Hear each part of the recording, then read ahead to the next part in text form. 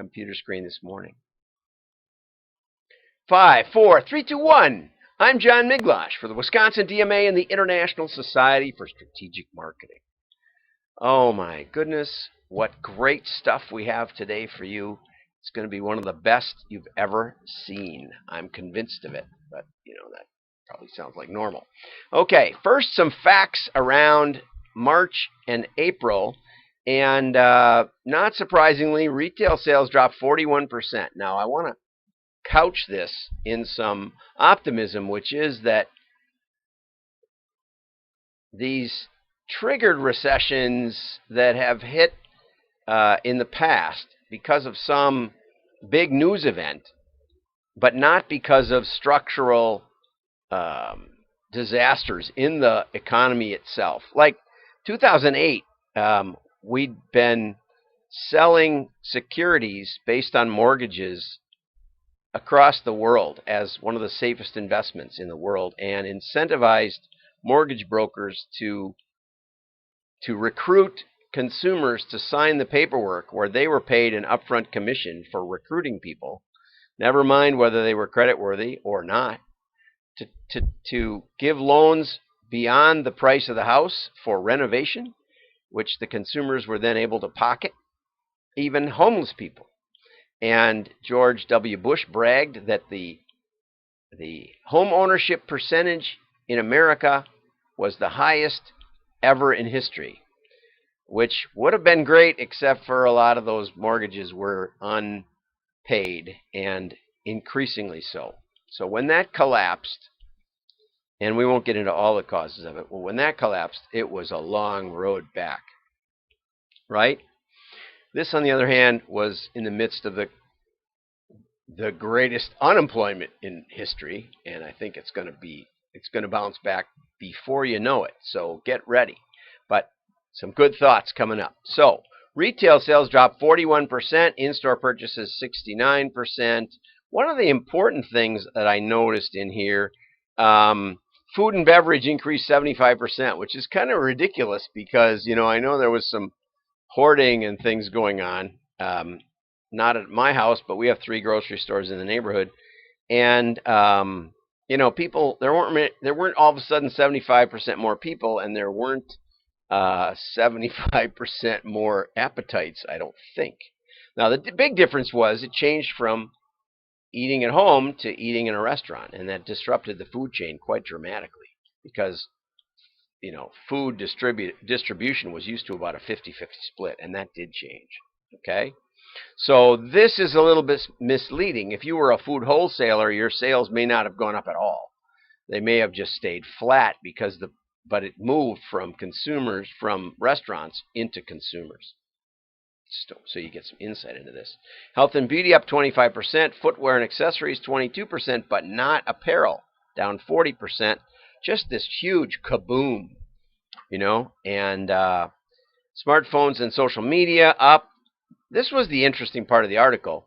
Retail sales in March and April dropped least among those ages 60 to 69, only down 28%, and 70 and older, only down 25%.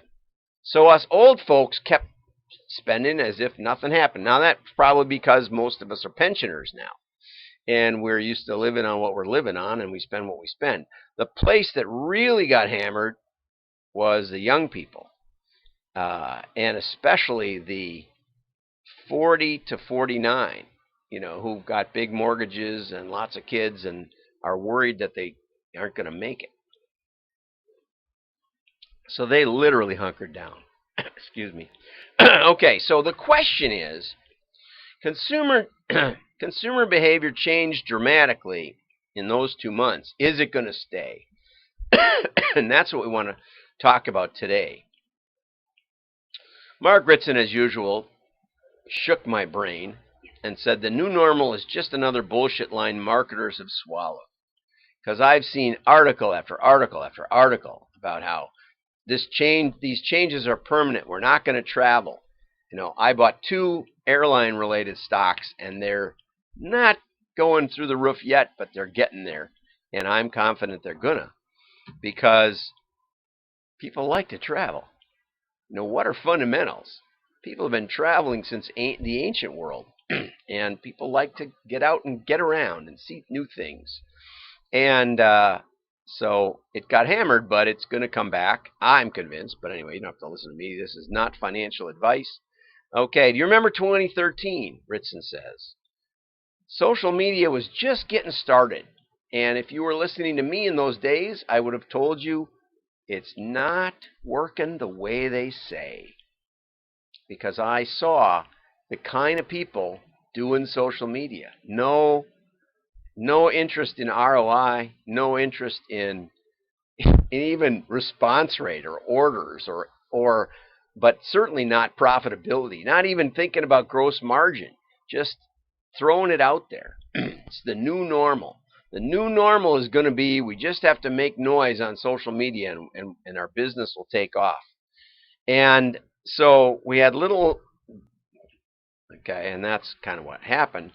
And the big cataclysmic event of the time was in the middle of the Super Bowl in New Orleans in 2013, the power went out. And a lot of people saw a tweet that said, "Power out, no problem." And it sent you to a link, and it said, "Oreo cookie. You can still dunk in the dark." Okay? And so Oreo was the next day, it was like Oreo was sitting there and waiting for this event and had a clever line, and everybody saw it. And the Wall Street Journal concluded that the Oreo had culture jacked the Super Bowl.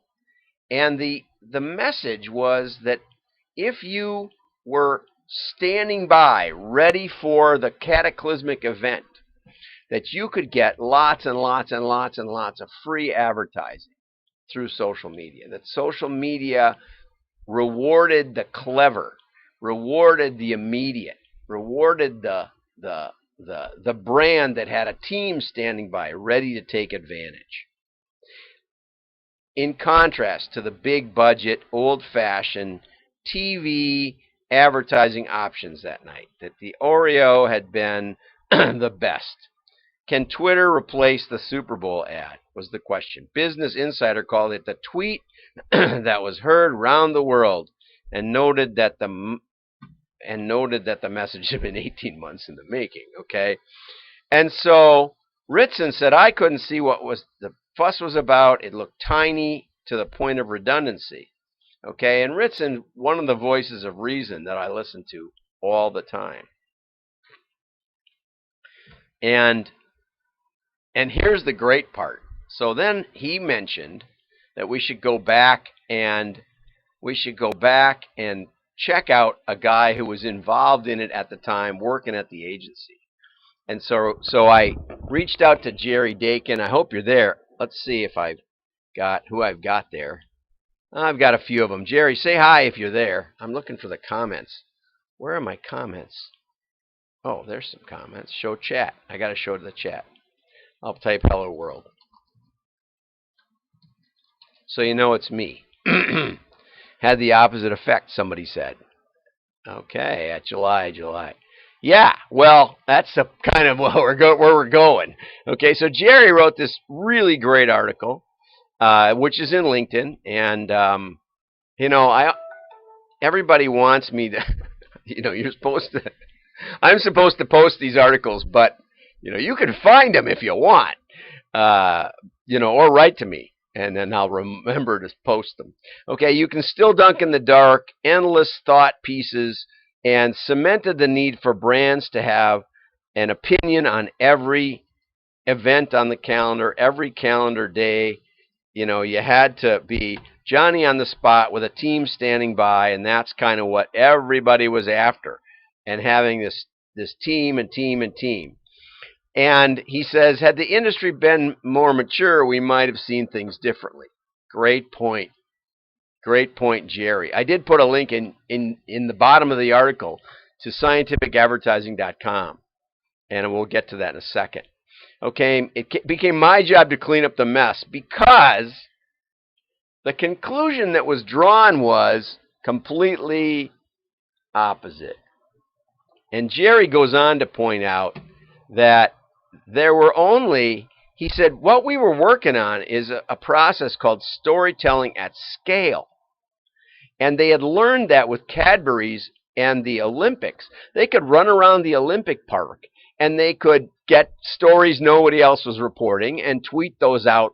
But then, and here's the crucial part, then they boosted it with massive media spend and even outdoor, I think, and other media to make sure that the tweet wasn't just lost in the noise like this show, right? And we're going to get to that. I mean, this show, we're going to get to massive media spend or something. We're doing more than we'd been doing, okay? But the Cadbury's thing said that the new digital space played by remarkably similar rules to the old marketing rule.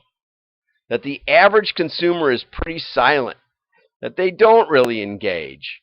And we'd use it under the radar for a fairly unsports-like sponsor, and created this blend of high-quality planned tweets and promotion, and then massive paid media behind the relative posts to guarantee scale, right?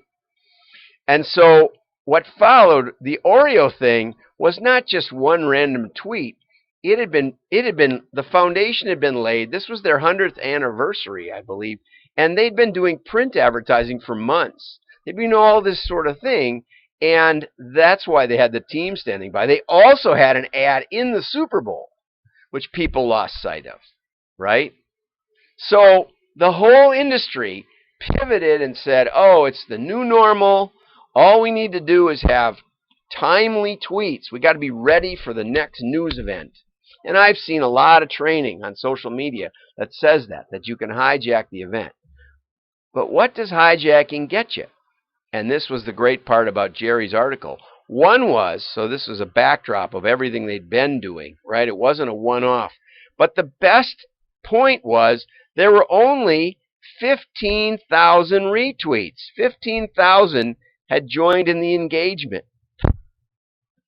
The average white check on Twitter these days gets 15,000 on a good tweet, and what do the big boys get? 100,000 probably.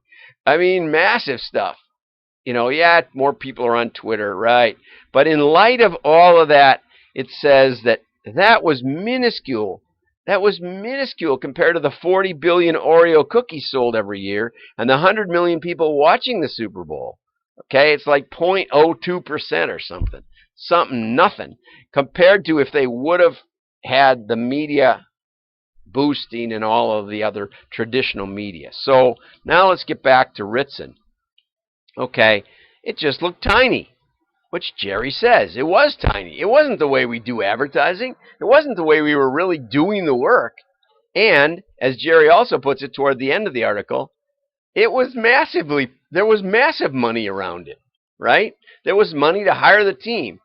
But most importantly, the main engagement, if you double check those 15,000, were ad people. It was ad people who went, oh my gosh, how did they do that?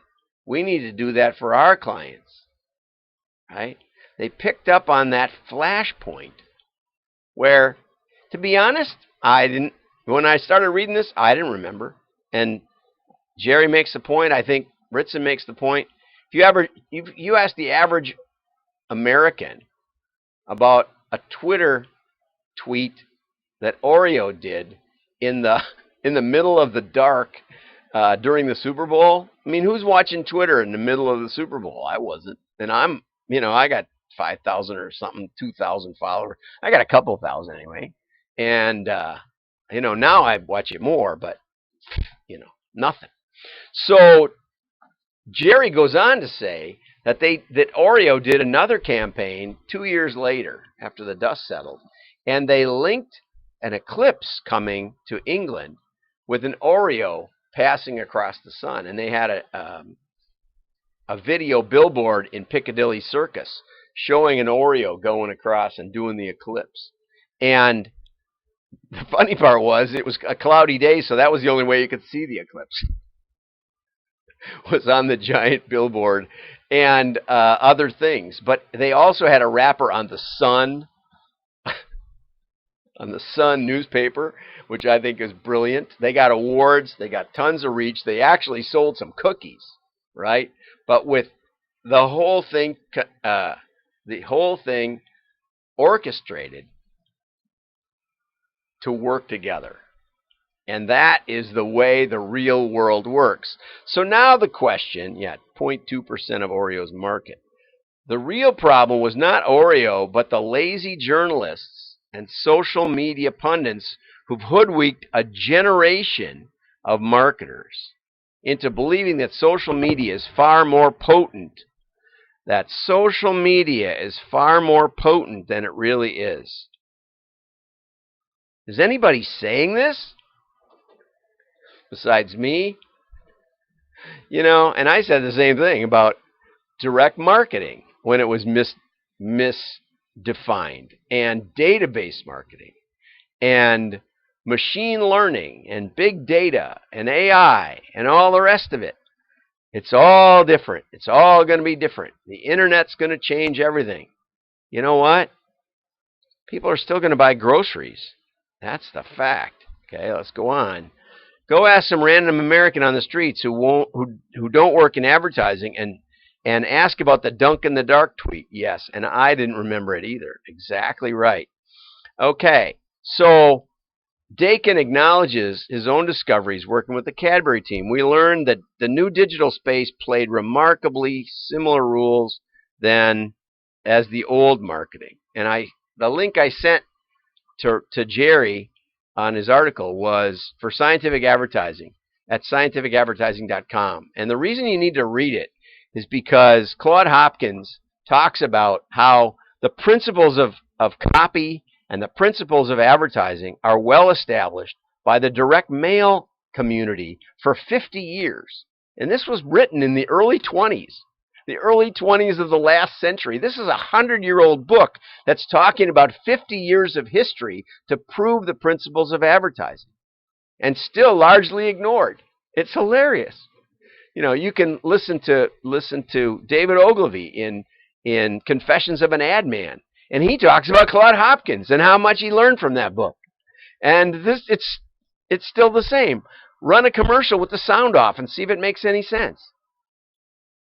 Simple stuff. Simple stuff. See if anybody's paying attention. Talk to the audience you're trying to reach. My, oh my.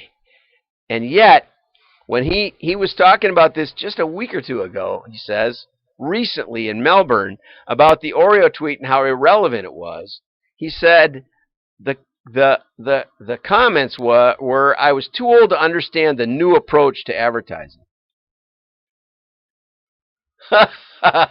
Sound familiar? If you're older than 20, this anti-history rhetoric is all too common in marketing. We are a century old, and I would say 150 years at least. That's when the direct marketers were proving it, direct mailers. Century-old discipline, desperate to burn everything we have discovered, established, and applied because a teenager somewhere in Ohio has invented an app called Flappo. This nonsense of social media was sold to marketers on the basis that the old rules no longer applied. And that's why we have this disgraceful new business of programming getting away with grand global fraud on a weekly basis, and I talk about that regularly. Billions and billions of dollars. A significant percentage of digital advertising is not seen or is seen by bots. So the old rules still apply. Or you can listen to somebody like Martin Lindstrom. Martin will tell you that everything has changed, and there's dozens and dozens and dozens of these articles. I keep them from you. I deliberately omit them. Lindstrom is likely to misdirect you to bankruptcy. And here's the kick.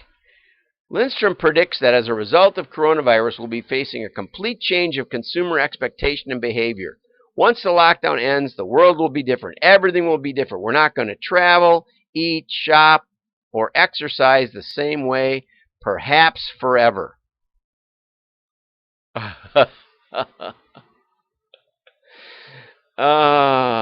Change now or die. Never before has that statement been relevant as it is today. Right now, to question every business model. Ritson says, calm down.